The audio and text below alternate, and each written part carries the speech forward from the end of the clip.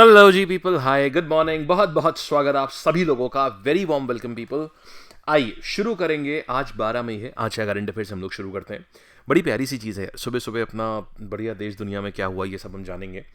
आओ शुरुआत करी जाए। बढ़िया सोमवार का दिन, नई शुरुआत पूरे हफ्ते की। अभी अभी कैलेंडर आया तो एक बड़ा अच्छा रीसेटिंग भी है, हमारे दिमाग में गोल भी है, ध्येय भी है और बहुत बड़ा जज्बा भी है हर एक के अंदर उस चीज़ को हिट करने का। सबके दिमाग में है यार, बस इस बार करना है। और बहुत बहुत बहुत पॉजिटिव ऊर्जा है आप सबके अंदर और ये मुझे आप लोगों के अंदर दिख रही है। ये बहुत अच्छी बात है। इसको चैनलाइज करते रहिए, आप बहुत अच्छा करेंगे। इसको बस मेंटेन रहने दीजिएगा। और ये किसी मोटिवेशन से आपको नहीं आई है जो अभी जल्दी ही ये झड़ जाएगी, नहीं। ये आपने ना जो पिछले 3-4 महीनों से लगातार डिसिप्लिन से आपने दिखाई है ना, ये पॉजिटिव ऊर्जा उससे आई है। आप बहुत अच्छा कर ले जाएंगे। बस इसी पॉजिटिव ऊर्जा जो इस समय आपके अंदर है ना, इसको मेंटेन रखिएगा, ठीक है गाइज। चलिए आइए शुरू करते हैं आज की कहानी। हम लोग देखते हैं, ये हमारे टॉपर्स हैं 10 मई के। डेली करंट अफेयर्स का क्विज होता है। अब और ज़्यादा अच्छे से उसको लेना शुरू करो, ज़रूर से लो। मतलब ऐसा रखो कि बिल्कुल भी करंट अफेयर्स का टेस्ट छूटने ना पाए। धीमे धीमे हम भी इसमें क्या करेंगे, इसमें और इम्प्रूवमेंट्स करते रहेंगे इन टेस्ट में। आप लोग रोज़ाना इन टेस्ट को अब लेना शुरू करिए, ठीक है। ये टॉपर्स के नाम है इस टेस्ट में। ये फ्री टेस्ट है, डेली लैब की ऐप पर होता है। हाँ, आओ देखो फिर देखना। अच्छा, स्टारलिंक जो है वो अप्रूव हो गया है इंडिया में। अब होगा क्या इससे, देखिए ज़माना आ गया है दोस्त सैटेलाइट इंटरनेट का। सैटेलाइट इंटरनेट का भाई बड़ी अच्छी चीज़ है। आप लोगों ने तो आई डोंट नो, आप लोगों ने कितना ये वाला इंटरनेट, आपने पुराना वाला इंटरनेट देखा है कि नहीं देखा है। बड़ी इंटरेस्टिंग बात बताता हूँ। 2012 में ना मैंने पढ़ाना शुरू किया था। तो 2012 में 2012 नहीं, 2011 में। तो 2011 में ना हम पढ़ाते थे, यूएस और यूरोप के बच्चों को पढ़ाते थे। तो आपने स्काइप का नाम सुना होगा, स्काइप। तो स्काइप के थ्रू पढ़ाया जाता था। अब साहब होता क्या था, उस समय ना एक डोंगल आता था आइडिया का, ऐसे करके आता था, सफ़ेद रंग का होता था और यहाँ पर आइडिया लिखा रहता था पीले रंग से। और 250 रुपये का 1 GB इंटरनेट आया करता था। और उसमें एक सिम कार्ड पड़ता था, उससे 250 रुपये का 1 GB, समझ रहे हैं, ऐसा आता था। और वो भी हर जगह नहीं आता था, उसके लिए सिग्नल बहुत स्ट्रांग होने चाहिए। तो कई बार ना मैं सुबह 4 बजे क्लास होती थी मेरी, क्योंकि वहाँ पर उस समय यूएस और यूरोप में ना उस समय शाम होती है, तो वहाँ पे तो बच्चे शाम को ही पढ़ेंगे। तो इंडिया के हिसाब से सुबह होती थी उस समय। तो खैर पढ़ाते थे सुबह 4, 4:30।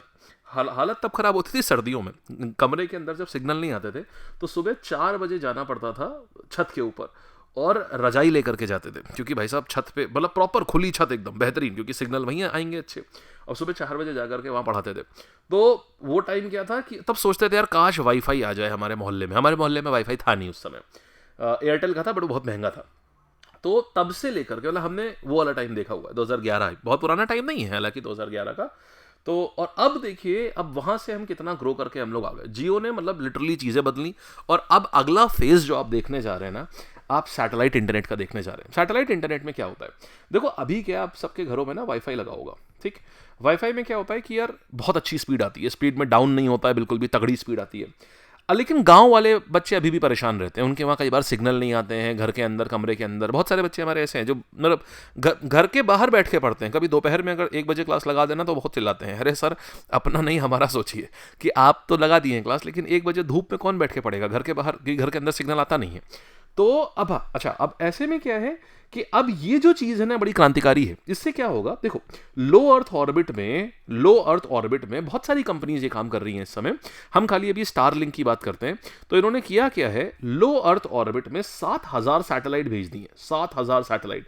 ये जैसे मान लो ये धरती है, अब 7,000 सैटेलाइट ने एक पूरा वेब बना लिया, ऐसे करके देखो एक पूरा वेब बना लिया है। अब इससे क्या है, आपको हर समय हर कोने में आपको कनेक्टिविटी मिलेगी। इवन आप समुंदर में चले जाइए, समुंदर में आराम से बीच समुंदर में जाकर के आप फोटो खींचिए जाकर के और इंस्टाग्राम पे अपलोड करिए, पूरा इंटरनेट कनेक्टिविटी मिलेगी। तो अभी तक स्टारलिंक को ना इंडिया में अप्रूवल नहीं था, अब स्टारलिंक इंडिया में भी आ रहा है। हालांकि इसके पैक थोड़े से महंगे हैं अभी सैटेलाइट इंटरनेट के, लेकिन ये गजब क्रांति है। आप जंगल में चले जाइए, जो प्रॉब्लम आती है ना कि यार सिग्नल नहीं आ रहे हैं, कॉल नहीं लग रही है, खत्म हो जाएगी। अब स्टारलिंक जैसी भारत में आने वाला है। तो ये एक बहुत अच्छी चीज़ होने वाली है। सिग्नल नहीं आ रहे हैं कि कहानी ही खत्म। इससे बहुत अच्छी, देखिए इससे चोरी चकारी भी बहुत रखेगी। क्यों, लोगों के पास कई बार वो बीहड़ एरिया में अंदर चले जाते हैं, कोई रीच ही नहीं होती वहां पर कि साहब अगर कोई अटैक कर रहा है उनके ऊपर तो कैसे फोन करें पुलिस को, क्या करें। अब हर जगह पर रीच हो जाएगी। तो ये बहुत तगड़ी चीज़ है। तो स्टारलिंक है, स्टारलिंक किसी कंपनी है इलॉन मस्क की। अब भारत सरकार ने अप्रूवल दे दिया है।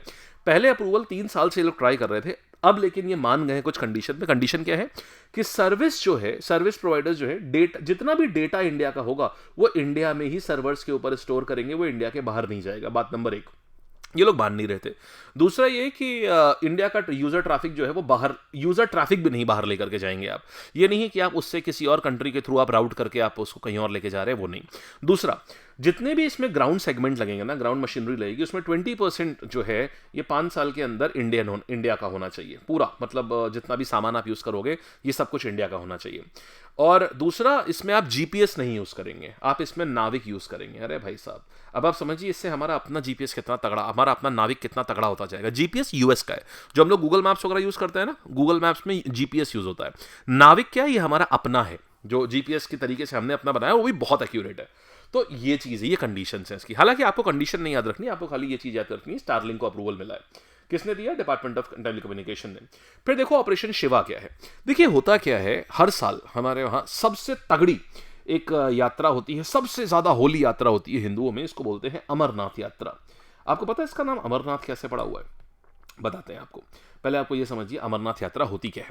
तो अभी क्या है, अमरनाथ यात्रा हर साल होती है और लगभग इसी टाइम के आसपास होती है। इस बार कब होगी? 3 जुलाई से लेकर के 9 अगस्त तक होती है।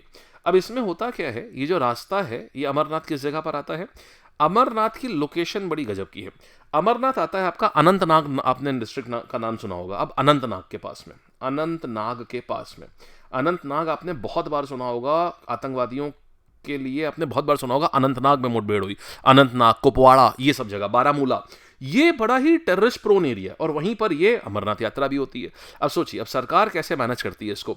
अब ये ट्राई सर्विस का मतलब बेसिकली समझिएगा, इसमें है क्या, ऑपरेशन शिवा लॉन्च किया गया है, पूरा स्वीप कर देंगे। मतलब जितना भी रास्ता है ना जम्मू से लेके अनंतनाग तक का, इसमें 10,000 सेना बल डिप्लॉय किया गया। बहुत होता है 10,000 का सेना बल।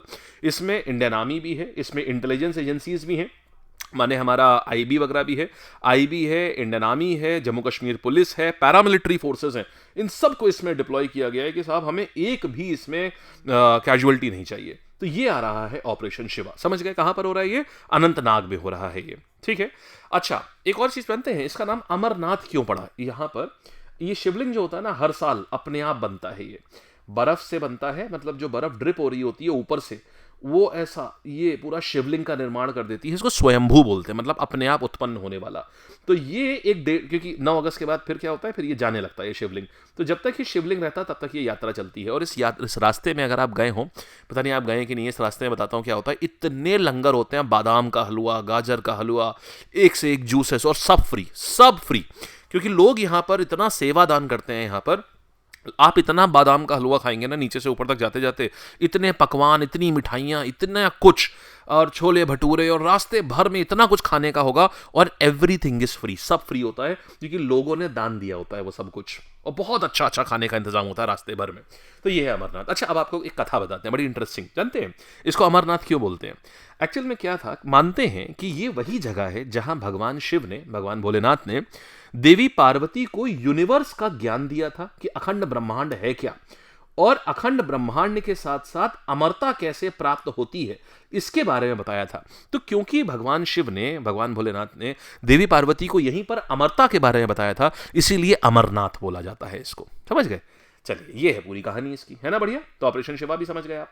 अब देखो अभी क्या है, 5 IITs का एक्सपेंशन कर रहा है कैबिनेट। तो 11,000 करोड़ रुपए से एक्सपेंशन किया जा रहा है। अभी देखिए इसमें कौन कौन से IITs हैं। नए IIT नहीं बनाए जा रहे हैं, है क्या, IIT Tirupati, IIT Palakkad, IIT Bhilai, IIT Jammu और IIT धारवाड़। यहां पर अभी तक जो स्ट्रेंथ थी वो लगभग 7,000 की थी, अब 13,000 की करी जा रही है। मतलब 6,500 नए स्टूडेंट्स अब जो है, हर बैच में 6,500 नए स्टूडेंट्स यहां पर एडमिशन मिलेगा। ये बड़ी अच्छी चीज है। देखिए आज भारत में कुल मिला के 23 IITs हैं। कितने? भारत में कुल मिला के आज 23 IITs हैं कुल मिला करके। और अब 11,000 करोड़ रुपए लगा करके इन 5 IITs में इतनी 6,500 बच्चे और बढ़ेंगे। अच्छा है, उतने ही तगड़े अच्छे हमारे वहां पर इंजीनियर्स निकलेंगे इनसे। कौन सी मिनिस्ट्री लाएगी? मिनिस्ट्री ऑफ एजुकेशन कर रही है ये, ठीक है। फिर देखिएगा, अच्छा, नॉर्थ ईस्ट का पहला जियोथर्मल प्रोडक्शन वेल आ रहा है भाई अरुणाचल प्रदेश में। अब ये क्या है कहानी साहब, ये एग्जाम में जरूर आएगा, अभी बता दे रहा हूं क्यों। ये नॉर्थ ईस्ट का पहला जियोथर्मल है। देखो अरुणाचल प्रदेश में एक जगह का नाम है कामेंग, आपने नाम सुना होगा इस डिस्ट्रिक्ट का, स्टैटिक में हमने कई बार देखा है। तो ये जो कामेंग डिस्ट्रिक्ट है, यहां पर एक जगह है दिरंग। तो दिरंग में आ रहा है ये पूरा जियोथर्मल पावर प्लांट। अब जियोथर्मल क्या होता है बताता हूं। देखो होता क्या है भाई, आपको ये पता है कि जैसे मान लो ये धरती है, ठीक है, ये पत्थर है। अब इसमें नीचे आपको पता है ना, ऐसा मैग्मा रहता है, पीला पीला रंग का मैग्मा। मैग्मा मतलब समझते हो ना, जो पिघली हुई चट्टाने। अब कई बार क्या होता है, यहां पर जो पानी भरा होता है ना इस जगह, ये थोड़ा सा इस मैग्मा के चपेट में आ जाता है, तो एकदम ये भयंकर गर्म स्टीम बन जाती है। लेकिन वो स्टीम निकल क्यों नहीं सकती, क्योंकि ऊपर साहब एकदम पत्थर रखा हुआ है खूब बड़ा सा। तो वो प्रेशर होता जाता है, होता जाता है, होता जाता है, और स्टीम गर्म होती जाती है, और स्टीम का टेम्परेचर 400-500 डिग्री सेल्सियस तक पहुंच जाता है। अब जब इतना हो जाता है तो फिर स्टीम एकदम प्रेशर से बाहर आती है ये। तो जब प्रेशर से बाहर आती है तो इसका इतना भयंकर गर्म टेम्परेचर होता है कि इस एनर्जी से हम करते क्या है, इस एनर्जी को यूज कर लेते हैं हम पावर जनरेशन में, बिजली बनाने के लिए हम यूज कर लेते हैं। इसी को बोलते हैं जियोथर्मल। जियो मतलब धरती, थर्मल मतलब हीट, माने धरती की हीट से हमने बिजली बना ली। तो बड़ा ही ये रिन्यूएबल तरीका होता है, इसमें कोई पोल्यूशन नहीं होती है इसमें, समझ गए। तो यहां पर भी क्या है, लगभग 115 से 150 डिग्री सेल्सियस तक की हीट यहां से स्टीम निकलती है। मतलब ये 400 तक जा सकती है, और 115 से 150 तक यहां कामेंग में इतने की हीट निकलती है, स्टीम निकलती है मतलब। ठीक है, ये है पूरी कहानी। अच्छा, एक होमवर्क दे रहा हूं, सबसे पहला और सबसे बड़ा बताना कौन सा है। सबसे पहला जो जियोथर्मल प्लांट है ना, आप ये बताना कि किस स्टेट या फिर यूनियन टेरिटरी में। अब आगे आते हैं। अच्छा, फिर देखिएगा महाराणा प्रताप जयंती। अब ये क्या है साहब, देखिए हर साल महाराणा प्रताप जयंती हम मनाते हैं 9 मई। प्रत्येक वर्ष 9 मई को मनाते हैं हम लोग। क्यों? क्योंकि कहानी ऐसी है कि 9 मई 1540 में भारत के वीर सपूत महाराणा प्रताप, इनका जन्म हुआ था। कहां पर? कुंभलगढ़ में। आज कुंभलगढ़ कहां पर है? राजस्थान में। तो ये जन्मे कहां पर थे? ये जन्मे थे कुंभलगढ़ राजस्थान में 9 मई 1540 में। और फिर इनकी मृत्यु कब हुई, ये वीर गति को कब प्राप्त हुए? ये हुए हैं 19 जनवरी 1597, माने लगभग 57 साल रहे हैं ये 1597। ये वही अकबर का कार्यकाल आ रहा है, देख रहे हैं। अकबर से ही इन्होंने युद्ध भी लड़ा था, बैटल ऑफ हल्दी घाटी 1576 में। अकबर ने मान लिया था कि अब ये बैटल में खत्म होगा, लेकिन ये खत्म हुए नहीं थे ये। तो इनकी अपनी वीरता के लिए, बैटल ऑफ हल्दी घाटी में ये अपनी वीरता के लिए बहुत प्रसिद्ध, बहुत फेमस हुए थे ये। तो ये है महाराणा प्रताप। किसके बेटे थे ये? राणा उदय सिंह हैं, राणा उदय सिंह 2, इनके बेटे थे ये। तो इन्होंने मुगल एम्परर अकबर की सबऑर्डिनेशन एक्सेप्ट नहीं किया था, बोलेंगे नहीं मैं झुकूंगा तो नहीं। तो इसके लिए इन्होंने लड़ी थी। आप कभी जयपुर जाओगे ना, अगर कभी जयपुर जाना तो एक चीज देखना, बड़ी इंटरेस्टिंग बात बताता हूं। इसमें जब आप जयपुर जाना तो ये देखोगे कि एक वो रखा हुआ है, एक म्यूजियम है वहां पर। अब उस म्यूजियम पे ना देखना कि इनकी तलवार है वहां पर। अरे भाई साहब, आप जब तलवार देखेंगे ना, और इनका बख्तरबंद है। बख्तरबंद का मतलब होता है जिसको आप पहन करके फाइट करते हैं, जो सैनिकों का वो नहीं होता है, सैनिकों का जो आगे कवच होता है वो। तो जब आप उसको देखेंगे आप कहेंगे अरे बाप रे बाप, भयंकर। ये आपको बताता हूं, लगभग इनकी तलवार 20 किलो से ऊपर की इनकी तलवार है। तलवार की सोचिएगा, एक हाथ में आपने कभी डंबल उठाया है? आपने कभी डंबल उठाया है? कभी भी? अगर 20 किलो का डंबल भी आप उठाएंगे ना, तो उसको थोड़ी देर से ऊपर आप ऊपर रख नहीं पाएंगे, आप नहीं रख पाएंगे, नीचे गिर जाएगा आपके हाथ से। लेकिन इनका सोचिए, तलवार जो थी, स्वॉर्ड की बात करूं तो 15 से 20 किलो की उनकी तलवार रहती थी। एक तलवार रहती थी 15 से 20 किलो की, और ऐसी 2 तलवारें रखते थे, माने दोनों तलवारों का कुल वजन 30 किलो से ज्यादा, और दोनों तलवारें साथ में लेकर के चलते थे। लंबी और भारी तलवारें होती थी। सोच के देखिए जरा, 15-15, 20-20 किलो की तलवार, 30-40 किलो की तलवारें लेकर के चल रहे हैं।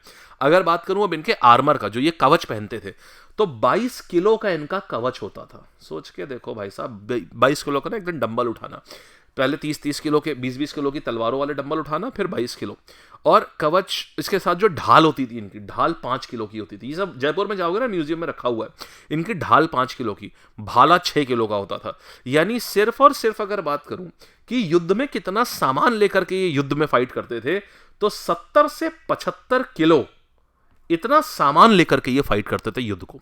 सोच के देखिएगा आप जरा।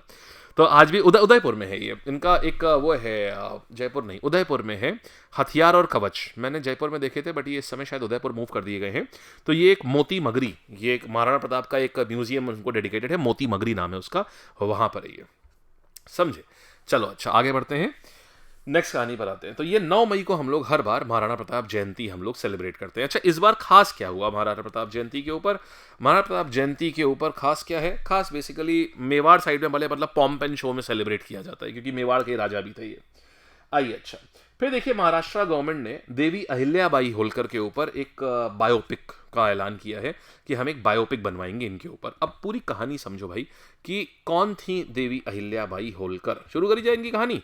देखिए साहब, तो कहानी क्या थी देवी अहिल्याबाई होलकर की, समझिएगा, बहुत आराम से समझिएगा तो मजा आएगा फिर आपको जब आप इस चीज को पूरा डिटेल में समझेंगे। देखो हुआ क्या था, अहिल्याबाई होलकर एक आज के टाइम पे ये है महाराष्ट्र में अहमदनगर जगह है, वहां पैदा हुई थी। कब, डेट बहुत इंपॉर्टेंट नहीं है लेकिन एक बार देखते जाओ, 31 मई 1725 यहां पर।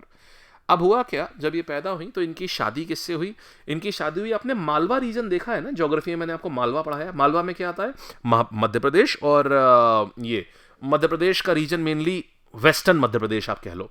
तो वहां पर ना होलकर राजा हुआ करते थे, होलकर, होलकर्स की भूमि हुआ करती थी वो। तो मालवा में होलकर रूल किया करते थे। कौन होलकर राजा थे, मल्हार राव होलकर। मल्हार राव होलकर, ये मल्हार राव होलकर का एक बेटा था, इन बेटे का नाम था खांडे राव होलकर। अब खांडे राव होलकर के साथ में शादी होती है देवी अहिल्याबाई की, और ये बन जाती हैं यहां से अहिल्याबाई होलकर। राजा कौन थे, ये इनका नाम क्या था, मल्हार राव होलकर। मल्हार राव होलकर को अपनी बहू में ऐसी चीजें दिखती हैं, उनके लगता है कि ये बहुत अच्छी है, ये इतनी इंटेलिजेंट है, और तो उनकी इंटेलिजेंस को देख करके मल्हार राव होलकर ने देवी अहिल्याबाई से पॉलिटिक्स में अपने मतलब अपने पॉलिटिकल जो अपना साम्राज्य संभालते थे, मिलिट्री अफेयर्स में राय लेना शुरू कर दी। अब उसके बाद क्या हुआ, ये यहाँ से धीमे धीमे ये पॉपुलर होने लगी काफ़ी। बाद में चल के क्या हुआ, इनकी तो मृत्यु हो गई, बाद में इनकी डेथ हो गई थी। किसमें, इनकी एक युद्ध में डेथ हो गई, किसकी, खांडे राव होलकर की। और साथ ही में इनके जो बेटा था इसकी भी डेथ हो गई, माने कोई भी लड़का नहीं बचा था। अब समझिएगा, अब क्या हुआ 1767 में, अच्छा भाई, यानी लगभग 42 साल में 1767 में क्या हुआ, ये क्वीन ऑफ मालवा रीजन बन गई। मतलब मालवा किंगडम पूरा इन्होंने रूल किया। और 1754 में इनके बेटे, इनकी पिताजी की मृत्यु हो गई थी, पिताजी का मतलब इनके ये खांडे राव होलकर की मृत्यु हो गई थी, और फिर इनका बेटा भी खत्म हो गया था 1766 में। अब 1767 में ये क्वीन बनती हैं। क्वीन बनने के बाद में इन्होंने इतना तगड़ा शासन चलाया कि अंग्रेज भी कहते थे, अंग्रेजों ने भी अपने कई सारे लेख में इनकी गजब तारीफ लिखी हुई है। और बताता हूं इनका साम्राज्य कितना लंबा चला है, 1795 तक की चला है, 1795 तक की चला है। सोचिएगा, ये बहुत लंबा साम्राज्य, लगभग 28 साल इन्होंने रूल किया है, और अकेले रूल किया, कोई मेल एयर नहीं, कोई राजा नहीं, और कुछ नहीं, सबके ऊपर खुद से रूल करती थी। और ये धर्म का, माने समृद्धि का, धर्म का, लोगों को सुख रखने का सबसे तगड़ा, और जीरो करप्शन था इनके साम्राज्य में, कोई करप्शन कर ही नहीं सकता था। इसी के साथ साथ आपको एक और चीज बताते हैं, इन्होंने बहुत अच्छी अच्छी चीजें भी करी हुई हैं इन्होंने। आपने मंदिर सुना होगा, आपने काशी विश्वनाथ का मंदिर का नाम सुना हुआ है, काशी विश्वनाथ का मंदिर इन्होंने ही बनवाया हुआ है। आपने देखा होगा बनारस जिस चीज के लिए फेमस है ना, बनारस में काशी विश्वनाथ मंदिर, तो उसका विश्वनाथ, तो वो मुगल काल में उसको टाइम में इसको तोड़ दिया गया था। इसके बाद में दिल्ली सल्तनत के एंडिंग टाइम पे इसको तोड़ दिया गया था, फिर मुगल कार्यकाल में भी उसके ऊपर अटैक हुआ, और इन्होंने ही इस मंदिर को रिकंस्ट्रक्ट कराया। और सिर्फ वही नहीं रिकंस्ट्रक्ट कराया, इसी के साथ साथ काशी विश्वनाथ, सोमनाथ मंदिर, ये आपका रामेश्वरम का मंदिर, द्वारका का मंदिर, अयोध्या का मंदिर, ये सब इन्होंने रिकंस्ट्रक्ट कराए थे देवी अहिल्याबाई होलकर। मतलब उन राज्यों में इन्होंने मंदिर का रिकंस्ट्रक्शन कराया जहां वो रूल भी नहीं करती थी। सोच के देखिए, तो ये थी देवी अहिल्याबाई होलकर। समझ आ गया आपको इनके बारे में। तो यार मतलब आज अगर हमें किसी से इंस्पिरेशन लेना है ना, तो ऐसी महिलाओं से लेना चाहिए। कर्नल कुरैशी हो गई, ये हो गई, इन लोगों से इंस्पिरेशन लेना चाहिए। That is the definition of true feminism. अच्छा, तो अब देखिए, तो है क्या, महाराष्ट्र गवर्नमेंट ने इनके नाम के ऊपर एक बायोपिक अनाउंस करी है, मतलब एक मूवी बनाई जाएगी। बहुत तगड़ी बात है ये, 300 बर्थ एनिवर्सरी इनकी आने वाली है, इसके ऊपर एक बायोपिक इन्होंने अब अनाउंस कर दी है। चलिए भाई, समझा, बढ़ा जाए आगे। फिर वर्ल्ड रेड क्रॉस डे यहां पर देखते हैं, ये कब मनाते हैं हम लोग, हर साल 8 मई को मनाते हैं। अब देखो भाई, ये कौन थे, ये एक सर हेनरी नाम के एक व्यक्ति थे, सर हेनरी ड्यूनेंट। ये अब इन्होंने ही इसको फाउंड किया था, वर्ल्ड रेड क्रॉस ऑर्गेनाइजेशन को इन्होंने ही फाउंड किया था। और इसी रीजन से कहानी क्या हुई, 1901 में जब पहला नोबेल मिला था ना, तो पहला नोबेल भी इन्हीं को मिला था। फर्स्ट नोबेल प्राइज भी जो है, फर्स्ट नोबेल प्राइज वो भी हेनरी ड्यूनेंट साहब को ही मिला था। नोबेल पीस प्राइज मिला था जब वो बना था। क्यों? क्योंकि इन्होंने एक ऐसी संस्था बनाई जो कभी भी कोई भी अगर वॉर हो रहा है उसमें जो भी सोल्जर अगर वुंडेड है तो बिना उसकी जाति, धर्म या नेशनैलिटी देखे रेड क्रॉस उसकी सहायता करता है। ये है वर्ल्ड रेड क्रॉस डे। इसकी थीम बहुत इंपॉर्टेंट है, कीपिंग ह्यूमैनिटी अलाइव। चलिए आइए, बढ़िया समझ आया ना सब कुछ अच्छे से। आओ अब हम लोग सवाल जवाब देखते हैं आज के। तो इलॉन मस्क की कंपनी स्टारलिंक है, इसको अभी अप्रूवल मिला है इंडियन गवर्नमेंट ने, किस चीज के लिए? सैटेलाइट इंटरनेट सर्विस के लिए, है ना। फिर देखो क्या नाम है स्पेशल। अच्छा गाइज ये बता दूं, बहुत खास बात बता देता हूं, आज से ना जो 9 AM पे कराऊंगा, आज से कभी मत छोड़ना इसको, अभी से लेके एग्जाम तक की, ये याद रखना। इनफैक्ट आज की class the most important one रहेगी, द मोस्ट इंपॉर्टेंट वन। सब लोग लाइव अटेंड करिएगा ठीक सुबह 9 बजे। आज मैं आपको बहुत सारे एनालिसिस कराऊंगा आज, और इस एनालिसिस से आपकी नींव पड़ेगी कि जो आप आगे चीजें करोगे ना, उसकी नींव पड़ेगी आज। तो आगे जैसे आपको पढ़ना है उसकी पूरी नींव पड़ेगी आज। तो ये आज से 9 बजे की क्लास जो मॉर्निंग 9 AM की होती है ना, उसको लाइव अटेंड करिएगा सभी लोग, ईच एंड एवरी वन। और स्टेनो वाले स्टूडेंट्स आप लोग भी तुरंत इसको, आप लोग भी इसको जरूर लाइव करेंगे। और आप लोगों के लिए डेडिकेटेड, कल इंग्लिश की आई थी ना, इसी प्रकार से डेडिकेटेड प्लान भी आपके इस वीक, आप सब लोगों के लिए बहुत कुछ आएगा। हर दिन आपके पास कुछ ना कुछ आपको बहुत ही अच्छा, बहुत ही वर्थवाइल मिलेगा। Every single day we are putting our blood and sweat कि हम क्या और चीजें, बेहतर चीजें कर सकते हैं, कि प्रिपरेशन को हम बहुत आसान और बहुत टू द पॉइंट, कि एक सिस्टम ही पूरा बन जाए। सिर्फ सिलेबस नहीं खत्म करना है, पूरा सिस्टम क्रिएट करना है, और उस सिस्टम के थ्रू आप अपने आप सिलेक्शन की तरफ बढ़ते चले जाएंगे। तो हर दिन आपको कुछ ना कुछ चीजें पता चलती रहेंगी, बहुत इंपॉर्टेंट। इसलिए इस समय ना अवेयर बहुत रहिएगा इस समय, और टेलीग्राम सब लोग ज्वाइन कर लीजिएगा, क्योंकि जो भी हमें अनाउंसमेंट्स करने होंगे वहीं पर ही करेंगे। आओ अच्छा, तो स्पेशल सिक्योरिटी ऑपरेशन जो अभी स्मूथ एंड अमरनाथ यात्रा के लिए कौन सा करा गया है? ऑपरेशन शिवा। फिर हाल ही में गवर्नमेंट ऑफ इंडिया ने अप्रूव करा है कितना रुपया, इतने रुपए किस चीज के लिए? 5 नए IITs के लिए, बेसिकली नए IITs में और बच्चे बढ़ाने के लिए, ये मतलब है। IIT सबसे पहले कौन सा लगाया गया था, पता है आपको किसने बनवाया था? सरदार वल्लभ भाई पटेल, इनके कहने पर पहला IIT बना था, और वो था IIT Kharagpur. This is the first IIT of India, Sardar Vallabh Bhai Patel की वजह से बना था वो। फिर आएंगे पहला जियोथर्मल, फर्स्ट जियोथर्मल कहां पर, नॉर्थ ईस्ट में कहां पर आया है? तो ये आ रहा है आपका कामेंग डिस्ट्रिक्ट में, जो कि दिरांग में है, दिरांग का अरुणाचल प्रदेश। बैटल ऑफ हल्दी घाटी किसके किसके बीच में हुआ था? Come on quick answer. Maharana Pratap and Akbar साहब। फिर बात करेंगे 300 birth anniversary of Ahilyabai Holkar हो रही है, तो ग्रैंड बायोपिक उनकी लाइफ के ऊपर कौन बना रहे हैं? महाराष्ट्र गवर्नमेंट। फिर देखिएगा world red cross day, red Christian day हम कब सेलिब्रेट करते हैं? Every year on 8 May. Then that's it. तो ये थी सारी कहानियां गाइस, तब बाय बाय करेंगे। एंड आप लोग, ये सभी लोग जो हैं, जो भी इस साल SSC की तैयारी कर रहे हो ना यार, ये नया फाउंडेशन बैच है उम्मीद, पूरा इसमें एवरी सिंगल थिंग जो आपको जरूरत होगी ना, एवरी सिंगल थिंग। और 2024 का VOD जिन बच्चों के पास है ना, उनसे मैं कहूंगा, उन लोग कई सारों का डाउट आ रहा है कि सर हमने लास्ट ईयर VOD लिया था, तो क्या अभी आवश्यकता है? मैं कहूंगा हाँ दोस्त, नॉर्मली जब अगर किसी चीज की आवश्यकता नहीं होती है ना, तो मैं खुद ही मना कर देता हूं नहीं, लेकिन इसकी आवश्यकता रहेगी, क्योंकि अभी पैटर्न में अच्छा बदलाव आया है, और पिछले साल के जो क्वेश्चंस थे ना, वो काफी अलग उन्होंने लेवल भी लिया है और अलग कवरेज भी लिया है। तो वो दोनों ही चीजें करने के लिए ना हमको फ्रेश की आवश्यकता पड़ेगी ही पड़ेगी हमको। तो इसलिए उन्हीं के लिए, इसीलिए इन सब चीजों को बिल्कुल लेटेस्ट पैटर्न के ऊपर डिजाइन करा गया है इसको। तो ये है उम्मीद बैच आपका, ये आ चुका है, लाइव हो गया है प्लेटफॉर्म पर। ये आपका 7000 में सारा सब्जेक्ट इसमें रहता है।